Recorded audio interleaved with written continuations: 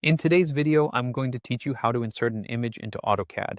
This is a handy skill that can really enhance your drawings by allowing you to incorporate visual references, textures, or even scan documents directly into your projects. Whether you're a beginner or someone looking to refresh their knowledge, this guide will walk you through the process step by step. Let's get started. First, you'll want to open your existing drawing in AutoCAD. If you don't have one ready, simply create a new drawing to follow along. Once your drawing is open, we'll move on to the command line area, which is a powerful tool in AutoCAD renowned for its efficiency. In that command line, type image attach and press enter. This command is specifically designed to handle the task of attaching images to your AutoCAD files.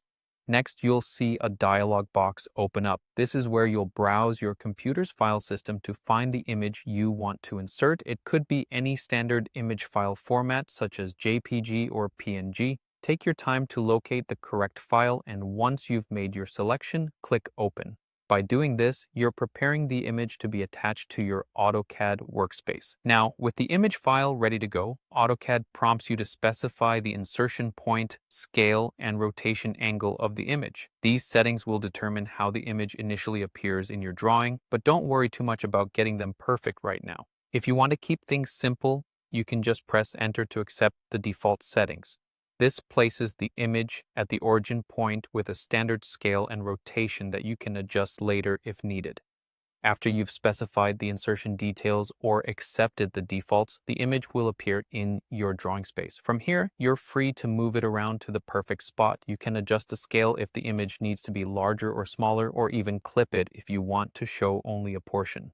AutoCAD makes it easy to fine-tune how your image fits into your project, so experiment with these options according to your needs.